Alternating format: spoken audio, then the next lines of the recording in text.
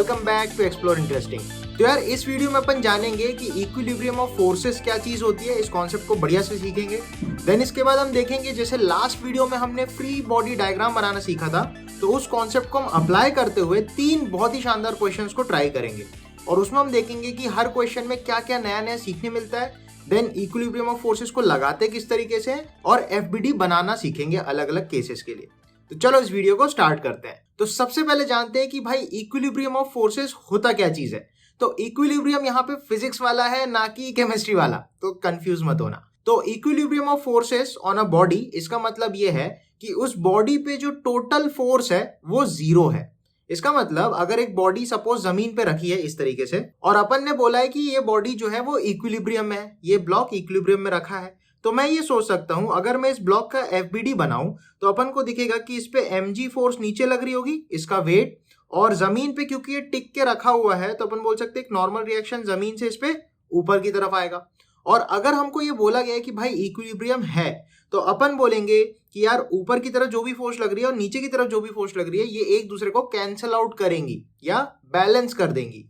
तो अपन यहां से बोलेंगे कि N इक्वल्स mg, ये इक्विलिब्रियम की कंडीशन हो जाती है। ठीक है, तो कभी हमसे अगर बोले कि भाई इक्विलिब्रियम की कंडीशन क्या होगी तो आप बोलोगे फोर्स बैलेंस करा दो ऊपर की और नीचे की, या राइट की और लेफ्ट की भी आप करा सकते हो। तो सेकंड एक एग्जांपल में अपन ये सोच सकते हैं कि सपोज हमको एक ब्लॉक दिया है जो कि जमीन पे रखा है, ठीक है, और इस पे बोला है कि आगे की तरफ एक बंदा T1 फोर्स लगा के उसको खींच रहा है और पीछे एक बंदा T2 फोर्स लगा के उसको खींच रहा है, और वो बोला है कि जो ब्लॉक है वो रेस्ट पे रखा हुआ है चुपचाप से। तो इसका मतलब जो ब्लॉक है हम बोल सकते हैं वो इक्विलिब्रियम में है, एक्स एक्सिस में भी और वाई एक्सिस में भी, क्योंकि जो फोर्स होती है ना वो वेक्टर क्वांटिटी होती है, तो हमको एक्स में, वाई में और जेड में प्रॉपर बताना पड़ता है।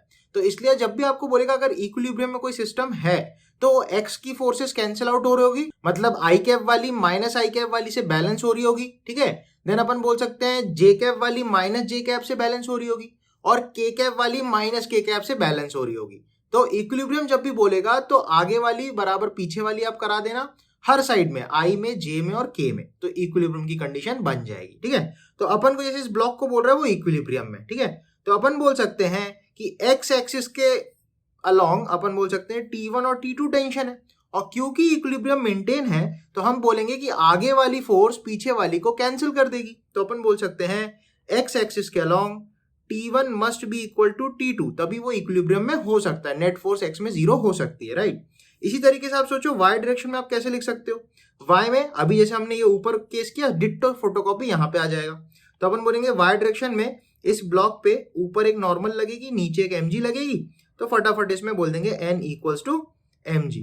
तो ये वाला y डायरेक्शन में इक्विलिब्रियम है, ये वाला x डायरेक्शन में इक्विलिब्रियम है। तो अलग अलग डायरेक्शंस में इक्विलिब्रियम को अपन को ऐसे करके स्टैब्लिश करना पड़ता है, प्रॉपर लिखना पड़ता है। तो इससे अपन को एक चीज और समझनी है कि अगर किसी सिस्टम पे नेट फोर्स 0 बोलता है तो कोई उस पे फोर्स लग नहीं रही होगी, और अपन बोलते हैं F बराबर ma, तो अगर F 0 है, कोई फोर्स नहीं लग रही है, तो हम बोलेंगे A भी 0 होगा, उसका एक्सेलरेशन अगेन 0 होगा। तो अगर किसी बॉडी पे नेट फोर्स 0 होता है तो अपन बोल सकते हैं उस पे एक्सेलरेशन भी 0 होगा, और उसका एक्सेलरेशन अगर 0 है तो इंपॉर्टेंट बात ये सीखने की है कि एक्सेलरेशन 0 होने पे वेलोसिटी कांस्टेंट रहती है। Acceleration is the rate of change of velocity, तो वेलोसिटी कांस्टेंट रहनी चाहिए, वेलोसिटी नहीं बदलेगी। अच्छा, तो इससे 2 केसेस पॉसिबल होते हैं, फटाफट इसको देखते हैं। तो अगर एक्सेलरेशन 0 है तो अपन बोल सकते हैं तो वेलोसिटी कांस्टेंट रह जाएगी, मतलब अगर वेलोसिटी कुछ नॉन जीरो वैल्यू है, मतलब एक गाड़ी सपोज 10 की स्पीड से चल रही है और उस पर एक्सेलरेशन 0 है, तो अपन बोलेंगे वो 10 की स्पीड से ही चलता रह जाएगा। देन इसके बाद एक और केस अराइज होता है कि अगर वेलोसिटी 0 है, मतलब जो सिस्टम है वो रेस्ट पे है, तो अपन बोल सकते हैं कि शुरू में अगर वो सिस्टम रेस्ट पे था तो बाद में भी सिस्टम रेस्ट पे ही रहेगा।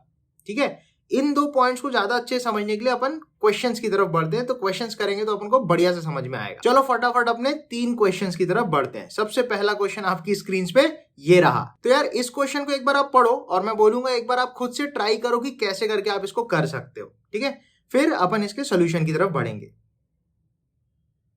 तो आई होप आपने इसको खुद से एक बार ट्राई किया होगा। ठीक है, चलो देखते हैं इसको कैसे सॉल्व कर सकते हैं।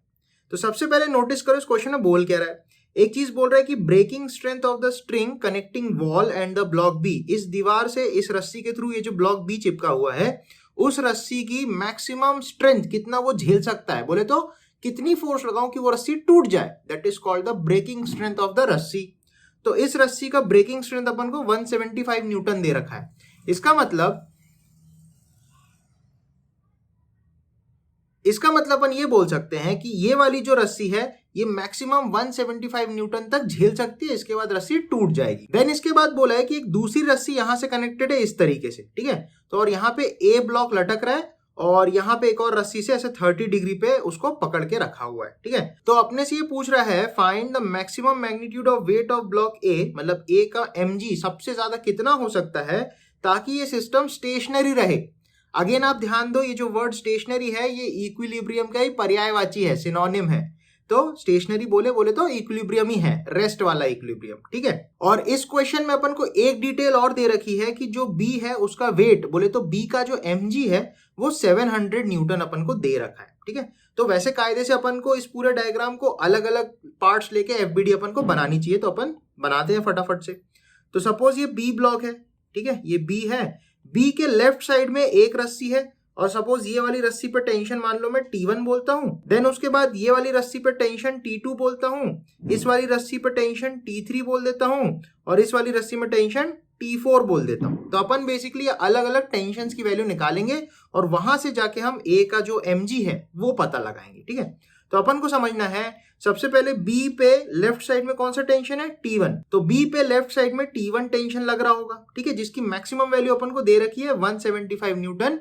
T1 की मैक्स है तो यहाँ पे लिख लेते हैं T1 की मैक्स वैल्यू है 175 न्यूटन। देन इसके बाद B के राइट साइड में कौन सा टेंशन है आप देखो T2, तो अपन इस पे T2 यहां बना लेते हैं, ठीक है। अच्छा, देन इसके बाद आप A ब्लॉक का एफबीडी सोचो एक बार।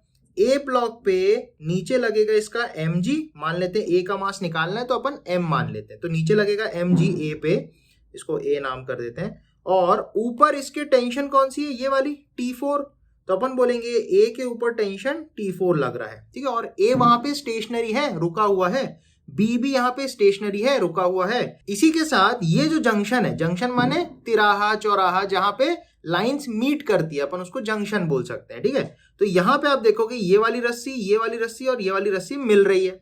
तो अपन ये बोलेंगे अगर ये जंक्शन भी स्टेशनरी है, रुका हुआ है, तो इस पॉइंट पे सारी फोर्सेस कैंसिल आउट हो रही होगी, तभी वो पॉइंट वहां पे रुका हुआ हो सकता है, राइट। तो इस पॉइंट पे आप सोचोगे कि एक यहाँ T3 यहाँ लग रहा होगा, T2 यहाँ लग रहा होगा और T4 नीचे लग रहा होगा और ये पूरा सिस्टम इक्विलिब्रियम में है। तो सारी फोर्सेस कैंसिल होनी चाहिए, बोले तो x वाली भी और y वाली भी कैंसिल आउट होनी चाहिए।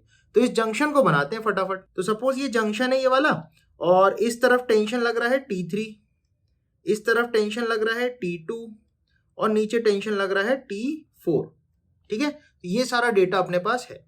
अब अपन को देखना है एक चीज कि आप ध्यान से यहाँ देखो कि ये 30 डिग्री बना रहा है एक्स एक्सिस से, मतलब यहाँ पे एक ऐसा लाइन खींच के मैं 30 डिग्री को बोल सकता हूँ। तो यहां से अपन को याद आना चाहिए कि हम वेक्टर्स को रिजॉल्व कर सकते हैं उसके कंपोनेंट्स में, राइट। तो यहां से आप देखोगे यहाँ पे 30 डिग्री बना रहा है तो अपन बोलेंगे जिसके साथ एंगल होता है उसके साथ कॉस आता है, तो ये वाला हो जाएगा T3 का cos component, T3 cos 30, right. तो अपन बोलेंगे इस डायरेक्शन में T3 का कॉस कंपोनेंट आएगा तो ये हो जाएगा T3 कॉस 30 और दूसरा वाला कंपोनेंट यहां आएगा, ये हो जाएगा T3 साइन 30, राइट। अब अपन बोल रहे हैं अगर इक्विलिब्रियम है तो ऊपर वाली फोर्स और नीचे वाली फोर्स बैलेंस होनी चाहिए, राइट। तो अपन ये बोल सकते हैं कि T3 sine 30 must be equal to T4, ये हो गया y डायरेक्शन के लिए, और अपन बोल सकते हैं T2 must be equal to T3 cos 30, right. तो ऐसा अपन लिख सकते हैं। अच्छा, यहां से आप नोटिस करो, इधर से मैं बोल सकता हूं T3 साइन 30 हो जाएगा 1/2, that will be equal to T4, और दूसरे वाले के लिए मैं यहां से लिख सकता हूं T2 must be equal to T3 cos 30, cos 30 होता है √3/2, तो ये हो जाएगा T3 cos 30, ऐसा, ठीक है। तो अपन को बेसिकली अभी तक ये एक चीज मिल गई, ये एक चीज मिल गई। अच्छा, यहां से आप देखो कि B के लेफ्ट में T1 लग रही है और B के राइट में T2 लग रही है, और B अगर स्टेशनरी है मतलब इक्विलिब्रियम में है तो T1 और T2 बराबर होनी चाहिए, तो यहां से हम लिख देंगे T1 इक्वल्स T2। तो ये एक दूसरा चीज अपन को मिल गया। देन तीसरे डायग्राम में यहां पे आते हैं, अगर A वहां पे स्टेशनरी होके रुका हुआ है तो अपन बोलेंगे ऊपर वाली फोर्स और नीचे वाली फोर्स बैलेंस होनी चाहिए, तो T4 must be equal to mg। तो यहां से अपन लिख पाएंगे T4 इक्वल्स टू mg। तो बेसिकली अब आप नोटिस करोगे कि भाई अपने पास 4 इक्वेशंस आ गई है। 1 2 3 4 और अपने पास अननोन्स कितने थे देखो, T1 T2 T3 और T4 और इसका mg। ठीक है, अब अपन देखेंगे क्या क्या अपन जुगाड़ बना सकते हैं। देखो अगर बोलो T4 mg के बराबर है तो इस T4 को मैं यहां रख सकता हूं। ठीक है, तो मैं लिख दूंगा mg इक्वल्स टू T3/2, ये एक्सप्रेशन अपन को मिलेगा। ठीक है, अब दिक्कत ये कि T3 कहां से लाऊं, तो T3 है T2 के बराबर, राइट, और T2 है T1 के बराबर। तो अपन ये बोल सकते हैं कि क्वेश्चन में हमसे पूछ रहा है कि A का मैक्सिमम वेट कितना हो सकता है। सोचो A सबसे ज्यादा कब होगा, जब इस रस्सी पे सबसे ज्यादा लोड आएगा तब ये सबसे ज्यादा होगा। अच्छा, इस लोड को ये वाली रस्सी और ये वाली रस्सी बैलेंस करेगी। अच्छा, अगर ये सबसे ज्यादा लोड है तो T2 को भी सबसे ज्यादा होना पड़ेगा उसको बैलेंस करने के लिए, और T3 को भी ज्यादा होना पड़ेगा उसको बैलेंस करने के लिए। अच्छा, फर्दर B ब्लॉक जो है वो T2 की वजह से आगे आना चाहेगा, लेकिन B को पीछे पकड़ के रखा है T1 ने। अच्छा, अपन बोल रहे T2 सबसे ज्यादा कब होगा, जब भैया T1 सबसे ज्यादा होगा, क्योंकि इस पूरे क्वेश्चन में T1 क्रिटिकल है, मतलब T1 अगर टूट गया तो ये सिस्टम चल पड़ेगा, इक्विलिब्रियम से हट जाएगा, इक्विलिब्रियम नहीं रहेगा। तो यहाँ पे जब T1 मैक्सिमम होगा तब T2 मैक्सिमम होगा, और उसी से T4 मैक्सिमम होगा, और उसी से इसका mg भी मैक्सिमम होगा। तो अपन ने अभी तक जैसे देखा T4 को आप यहां रख सकते हो तो mg और T3 में एक रिलेशन आएगा, T3 को यहां से उठा के यहां पटक देना तो T2 के टर्म्स में mg बन जाएगा, और T2 T1 पे डिपेंड कर जाएगा, और T1 की मैक्सिमम वैल्यू अपन को 175 पता है। तो फटाफट अपन करते हैं, सबसे पहले मैं T1 की वैल्यू 175 करता हूं तो T2 भी 175 हो जाएगा। तो यहाँ पे आप डाल देना 175, तो ये बन जाएगा 175 इक्वल्स टू T3√3/2। तो ये जो T3√3/2 है, इसमें T3 की वैल्यू मैं क्या लिख सकता हूँ, 2 ऊपर चला जाएगा, 2 टाइम्स T4, और T4 है mg। तो अपन ये सोच सकते हैं कि यहाँ पे √3/2 है, तो पहले √3/2 लिख लो, √3/2। अब यहाँ पे क्या बचा, T3। अब T3 की वैल्यू क्या लिख सकते हो आप, 2 को ऊपर फेंक दो तो 2 टाइम्स T4 हो जाएगा, और इसके बाद T4 की वैल्यू तो mg है, तो अपन लिख देंगे 2 टाइम्स ऑफ mg। ठीक है, तो ये 2 से 2 कट जाएगा, तो mg का मैक्सिमम वैल्यू कब आएगा, जब ये रस्सी का टेंशन मैक्सिमम हो जाएगा, दैट इज 175। तो अपना आंसर आ जाएगा 175/√3 न्यूटन्स। ये मैक्सिमम वेट ऑफ ब्लॉक ए हो जाएगा। तो इस हिसाब से अपने इस क्वेश्चन का जो करेक्ट आंसर होगा वो हो जाएगा ऑप्शन ए। ठीक है, चलो फटाफट मूव ऑन करते हैं अपने अगले सवाल की ओर। तो यार ये भी एक काफी अच्छा सवाल है और इसमें काफी सारे बच्चे बहुत ज्यादा फंसते हैं, तो अपन फटाफट देखते हैं इसको कैसे सॉल्व करना है, इसकी ट्रिक क्या है। तो सबसे पहले ये ध्यान रखना कि जब भी रस्सी वाले सवाल हो कि एक से ज्यादा रस्सी दी है और वो ज्वाइन हो रखी है, जैसे यहाँ देखो ये ज्वाइन है, ये ज्वाइन है, ये ज्वाइन है, इनको अपन जंक्शंस बोलते हैं। तो आप क्या करो, इस क्वेश्चन में जितने जंक्शंस है उनकी एफबीडी आप बना लो और वहीं से इक्विलिब्रियम का कंडीशन लगा दो, तो आपका ये सिस्टम इक्विलिब्रियम में आ जाएगा और अपन बोल पाएंगे कि राइट वाली फोर्स बराबर लेफ्ट वाली फोर्स, ऊपर वाली बराबर नीचे वाली, तो बैलेंस कर देंगे फोर्सेस को, तो अपनी वैल्यूज निकल के आ जाएगी। ठीक है, तो इस क्वेश्चन में बोल रहा है कि अगर ये पूरा सिस्टम इक्विलिब्रियम में है तो अपन को T3 निकालना है, बोले तो ये वाला टेंशन पता करना है। ठीक है, तो इस क्वेश्चन को कैसे करना है, सबसे पहले ये B, ये C और इसका नाम मैं कुछ A दे देता हूं, तो A, इन तीनों का अपन को एफबीडी बनाना पड़ेगा। तो सबसे पहले अपन एक एक करके जंक्शन का एफबीडी बनाते हैं। सबसे पहले मैं B का एफबीडी बना रहा हूं। ठीक है, तो ये हो जाएगा अपना B पॉइंट। ठीक है, B के लेफ्ट साइड में यहाँ पे T4 टेंशन लग रही है और अपन को ये एंगल 60 डिग्री दे रखा है। ठीक है, B के राइट में T3 लग रही है और B के नीचे यहाँ पे T1 लग रही है। और अपन एक चीज यहाँ पे नोटिस कर सकते हैं कि भैया इस ट्राइंगल में आप सोचो ये 30 डिग्री, ये 90 डिग्री, तो ये अपना 60 डिग्री हो जाएगा। ठीक है, तो अपने को ये वाला एंगल 60 डिग्री मिल जाएगा, तो ये एंगल हो जाएगा 60 डिग्री। ठीक है, तो ये हो गया B का एफबीडी। अच्छा, फिर अपन सोच सकते हैं अगर ये इक्विलिब्रियम में है तो अपन बोलेंगे कि राइट वाली फोर्स बराबर लेफ्ट वाली फोर्स और ऊपर वाली फोर्स बराबर नीचे, तो अपन को कंपोनेंट तोड़ने पड़ेंगे। क्यों, क्योंकि ये एक्स डायरेक्शन है और ये वाई डायरेक्शन है, तो आपको जब भी एक्स और वाई के बीच में कोई फोर्स या वेक्टर टंगा हुआ दिखेगा तो उसको तोड़ दो कंपोनेंट्स में। तो अपन को T1 को तोड़ना है और T4 को तोड़ना है। तो अपन बोलेंगे इस साइड में अपन को मिलेगा, देखो T1 जो है वो यहाँ पे 60 डिग्री बना रहा है, तो जिसके साथ एंगल उसके साथ कॉस थीटा आता है, तो अपन बोलेंगे ग्रीन कलर से बन जाएगा T1 cos 60 और यहां आ जाएगा T1 sin 60। ठीक है, सिमिलरली आप देखो T4 एंगल बना रहा है यहां से, तो यहां आएगा T4 cos 60 और इधर आएगा T4 sin 60। ठीक है, तो ये हो गया अपना बी का एफबीडी कंप्लीट। अब अपन बना लेते हैं सी का एफबीडी। तो यार सी पॉइंट पे अपन सोचेंगे कि इस तरफ अपना लग रहा है T5 और इस तरफ लग रहा है T2 और इस तरफ लग रहा है T3, ठीक है। और अपन को क्या क्या दे रखा है, जिस तरीके से आप देखो यहाँ पे ये ट्राइंगल था, सिमिलरली यहाँ पे भी ट्राइंगल है। मतलब आप देखो इस क्वेश्चन में कितनी ज्यादा सिमेट्री है। अगर मैं यहाँ से एक लाइन खींचूं तो इसके इस तरफ और इसके इस तरफ डायग्राम बिल्कुल फोटोकॉपी है। तो सिमेट्री से अपन बोल पाएंगे कि ये एंगल भी 60 हो जाएगा। तो अपन को मिलेगा ये एंगल 60 और वर्टिकल से ये एंगल भी 60। तो जैसे हमने यहाँ कंपोनेंट्स किए, डिट्टो फोटोकॉपी कंपोनेंट्स यहाँ पे भी होंगे। अच्छा, एक इंटरेस्टिंग बात यह है कि अगर आपको क्वेश्चन में सिमेट्री दिख रही है तो अपन बिल्कुल बोल सकते हैं कि इधर जैसा है इधर वैसे ही है। तो अपन ये भी बोल सकते हैं ये टेंशन और ये टेंशन भी बराबर होगी सिमेट्री की वजह से, ठीक है। और बोल पाएंगे ये टेंशन और ये टेंशन भी बराबर होगी सिमेट्री की वजह से। बाकी मैथमेटिकली तो वो आ ही जाएगा, तो अपन देखते हैं इसको। तो सी पॉइंट पे फटाफट कंपोनेंट्स तोड़ लेते हैं। तो यहाँ आएगा T5 cos 60, यहाँ आएगा T5 sin 60, यहाँ आएगा T2 cos 60, यहाँ आएगा T2 sin 60, ठीक है। तो ये हो जाता है सी का एफबीडी कंप्लीट। इसी तरीके से ए का एफबीडी आप बना लो। तो ए का एफबीडी अपन थोड़ा सा नीचे कर देते हैं। तो ए का एफबीडी अपन बना लेंगे कुछ ऐसे करके। ए पे इधर लग रहा है T2, इधर लग रहा है T1, ठीक है। और ए पे नीचे लग रहा है इस रस्सी का टेंशन। अच्छा, आप सिंपली सोचो इस ब्लॉक को अगर इस रस्सी ने पकड़ के रखा है तो अपन बोलेंगे नीचे 20 इंटू जी लग रहा होगा, मतलब 200 न्यूटन नीचे लग रहा होगा mg, और ऊपर रस्सी ने पकड़ के रखा है तो रस्सी भी कितना लगाएगी 200। तो इस रस्सी में यहाँ पे टेंशन 200 न्यूटन होगा और यहाँ पे इसको नीचे खींच रहा होगा ये ब्लॉक का टेंशन। तो अपन बोलेंगे कि इस पे नीचे यहाँ 200 लग रहा होगा, तो इसकी वैल्यू सीधा सीधा 200 आप लिख सकते हो। अच्छा, अगर ये 30 और ये 30 अपन को दे रखा है तो अपन यहाँ पे बना सकते हैं ये 30 और ये भी 30, ठीक है, दोनों एंगल 30 हो। तो फटाफट फिर से कंपोनेंट करो। तो यहाँ पे आप देखो T2 का भी कॉस आएगा और T1 का भी कॉस आएगा।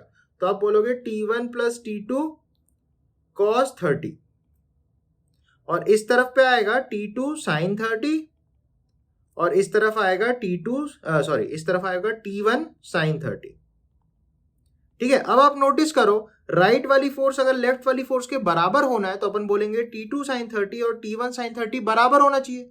तो अपन बोलेंगे sin 30 कैंसिल होकर T1 इक्वल्स टू T2 आ जाएगा, जैसे मैंने सिमेट्री वाली बात में आपको बताया था।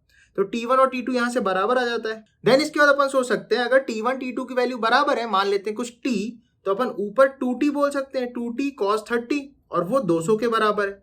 तो अपन बोलेंगे 2T cos 30 इक्वल्स टू 200। अच्छा, इस 2 से इसका 100 हो जाएगा, cos 30 हो जाता है √3/2। तो यहां से T की वैल्यू आप लिख दोगे 200/√3। तो ये टेंशन T की वैल्यू आ गई अपने पास, ठीक है। इसके बाद आप सोचो अपने पास टेंशन T1 T2 की वैल्यू यही आ गई है। अब इसको यहाँ पे अप्लाई कर देंगे।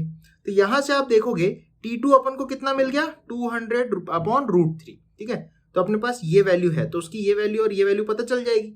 फिर अपन क्या बोलेंगे, इधर वाली फोर्सेस इधर से बैलेंस है और इधर वाली फोर्सेस इधर से बैलेंस है, राइट। तो अपन सी के लिए बना लेते हैं, वही चीज बी के लिए भी बनेगी। तो वो क्योंकि सिमेट्री है तो मैं किसी एक से ही खेल के आंसर ले आऊंगा, ठीक है। देखते हैं फटाफट कैसे होगा। तो सी के लिए अपन बोलेंगे राइट में देखोगे तो आप लगेगा T5 sin 60 √3/2 equals to T3 plus T2 cos 60 1/2 और T2 की वैल्यू ये है 200/√3। तो अपन बोलेंगे cos 60 1/2 इंटू ये हो जाएगा 200/√3। तो यहाँ पे आप देखोगे इस एक्सप्रेशन में अपन को T3 नहीं पता और T5 नहीं पता। तो यहाँ पे वर्टिकल में जब आप बनाओगे ना तो वहां से T5 निकल के आ जाएगा। तो वर्टिकल में क्या एक्सप्रेशन बनेगा, अपन बोलेंगे ऊपर वाला फोर्स T5 cos 60 ये वाला, तो cos 60 हो जाएगा 1/2 इक्वल्स T2 sin 60, तो T2 की वैल्यू है 200/√3 इंटू sin 60 हो जाएगा √3/2। तो ये कट जाएगा, √3 कट जाएगा, तो T5 की वैल्यू आ जाएगी 200। तो यहां से अपन देख सकते हैं ये जो T5 आ गया 200, इसको उठा के आप यहां पुट करो तो आपका देखो T3 निकल के आ जाएगा। तो T5 की वैल्यू में डाल देता हूं 200, तो ये बन जाएगा 200/2 इंटू √3, ठीक है। उसके बाद मैं इस वाली टर्म को यहां ले आता हूं तो हो जाएगा -100/√3 और यही आ जाएगा अपना T3। तो ये क्या बन जाएगा, अब देखो 2 से ये 100 बन के कट जाएगा, तो ये आ जाएगा 100√3 माइनस 100/√3, 100√3 माइनस 100/√3। तो यहाँ से आपको T3 पता चलेगा। अच्छा, आप एलसीएम ले लोगे तो √3 यहाँ मिलके 300 बनेगा, 300 माइनस 100 विल बी 200/√3। तो अपना जो फाइनल आंसर आएगा मैं बोलूंगा T3 आ जाएगा 200/√3। चेक करते हैं एक बार। तो यहाँ पे आप देखोगे कि हमारा 200/√3 मतलब ऑप्शन बी करेक्ट हो जाएगा। तो आई होप आपने इस क्वेश्चन को अच्छे से सीखा होगा और किस तरीके से टेंशन वाले क्वेश्चन को सॉल्व करते हैं वो आपको बढ़िया से समझ में आएगा। चलो मूव ऑन करते हैं अपने फाइनल क्वेश्चन पे। ओके, इस सवाल में अपन को इसने बोला है कि एक सिलेंडर है, तो सिलेंडर को अगर सामने से आप देखोगे तो आपको एक सर्कुलर क्रॉस सेक्शन ऐसा कुछ दिखेगा, राइट। तो एक सिलेंडर है, वो वी शेप के ग्रूव में, वी शेप के गड्ढे में ऐसा फंसा हुआ है और बोल रहा है कि इक्विलिब्रियम में ही होगा अगर वहां फंसा हुआ है। तो उसने बोला है कि दीवार से जो नॉर्मल रिएक्शंस आएंगी वो अपन को पता लगानी है। अब आपने अगर मेरा एफबीडी वाला वीडियो देखा होगा तो उसमें ऐसी एक सिचुएशन मैंने बना रखी थी। उसमें मैंने ये बताया था कि normal force is always perpendicular to the surface और सर्कल के केस में वो सेंटर से गुजरती है। तो इसका नॉर्मल यहाँ से ऐसा गुजरेगा और इसका नॉर्मल यहाँ से ऐसा गुजरेगा कुछ, ठीक है। तो इसका एफबीडी बनाने के लिए अपन इस सरफेस के परपेंडिकुलर एक नॉर्मल ऐसा बना देते हैं, मान लो ये N1 हो जाएगा। इस सरफेस से एक परपेंडिकुलर नॉर्मल ऐसा बना देते हैं, मान लो ये N2 हो जाएगा। और इसका जो वेट है वो नीचे लग जाएगा mg, ठीक है। तो अपन को ये देखना है कि अभी अगर इक्विलिब्रियम में है तो अपन को लेफ्ट और राइट में फोर्सेस बनाने हैं और उसको बैलेंस आउट करना है, ठीक है। तो अपन क्या करते हैं, सबसे पहले इस पॉइंट पे एक हॉरिजॉन्टल लाइन खींचते हैं और इस पॉइंट पे भी वो हॉरिजॉन्टल लाइन ऐसी बनेगी क्योंकि सिमेट्री है, ठीक है। देन इसके बाद आप सोचो अगर ये एंगल 60 है तो ये एंगल भी 60 हो जाएगा, देखो इस तरीके से ऑल्टरनेट एंगल्स, ठीक है। और ये एंगल भी 60 हो जाएगा, देखो ऑल्टरनेट एंगल्स, राइट। तो अपन को पता चलेगा कि ये एंगल और ये एंगल बराबर है 60 डिग्री, ठीक है। देन इसके बाद अपन को सोचना है कि अगर ये नॉर्मल रिएक्शन यहाँ के परपेंडिकुलर है और ये एंगल 60 डिग्री है तो ये एंगल 30 डिग्री हो जाएगा, राइट। तो ये एंगल अपना 30 डिग्री हो जाएगा और ये एंगल भी सिमेट्री से हम बोल सकते हैं 30 डिग्री हो जाएगा। तो अपना सवाल अल्टीमेटली ऐसा बन जाएगा, देखो। देन इसके बाद थोड़ा सा अगर अपन दिमाग लगाएं तो अपन देख सकते हैं यहाँ एक हॉरिजॉन्टल लाइन बनाए, ये एंगल 30 तो ये एंगल भी 30 हो जाएगा, ये एंगल 30 तो यहां से आप देखोगे ये एंगल भी 30 हो जाएगा। तो मतलब अल्टीमेटली सवाल ऐसा बन गया, ये है अपना N1, ये है अपना N2 और हॉरिजॉन्टल लाइन से ये दोनों 30 डिग्रीज बनाएंगे ऐसे, और नीचे तो अपना mg लग ही रहा होगा। देन इसके बाद आप सोचो कि अगर मैं इस N1 N2 के कंपोनेंट्स करूं तो यहाँ आएगा N1 जिसके साथ एंगल उसके साथ cos, तो N1 cos 30। Then left side में अपन बोलेंगे इस तरफ N2 है तो यहाँ आएगा N2 cos 30। इसके बाद अगर आप ऊपर का सोचोगे तो ऊपर N1 का साइन आएगा और N2 का भी साइन आएगा, तो अपन बोलेंगे N1 प्लस N2 दोनों का ही साइन आएगा, तो कॉमन करके अपन ऐसे लिख सकते हैं, ठीक है। अब अगर फोर्सेस बैलेंस है तो लेफ्ट वाली फोर्स बराबर राइट वाली फोर्स हो जाएगी, तो कैंसिल आउट करेगी। तो आप देखो ये दोनों को अगर मैं इक्वल में रखूंगा तो cos 30 कट के N2 इक्वल्स टू N1 आ जाएगा, राइट। तो अपन बोल सकते हैं N2 और N1 बराबर होगा, मान लेते कुछ N, और ऊपर में ये दोनों को बराबर रख दूं तो 2n sin 30 बन जाएगा। और अपन बोल सकते हैं ऊपर वाली force 2n sin 30 must be equal to mg, equilibrium maintain करके रखने के लिए। तो अपन बोलेंगे 2n sin 30 1/2 equals to mg। mg को इन लोग ने क्वेश्चन में कुछ w बोल के रखा है, ठीक है। तो ये 2 कट जाएगा तो n की वैल्यू हो जाएगी w। तो यहां से अपन सीधा बोलेंगे जो भी नॉर्मल रिएक्शन फोर्स लग रही होगी वो W के बराबर है। तो अपने इस क्वेश्चन का आंसर ए ऑप्शन हो जाएगा, ठीक है। तो आई होप इस वीडियो से आपको बढ़िया से एफबीडी कैसे बनाते हैं, इक्विलिब्रियम को कैसे एनालाइज करते हैं वो बढ़िया से समझ में आया होगा। और इसी के साथ अपन इस वीडियो को कंक्लूड करते हैं। जल्दी मिलेंगे नेक्स्ट वीडियो में। बढ़िया से पढ़ाई करते रहो सब लोग। Till then bye bye.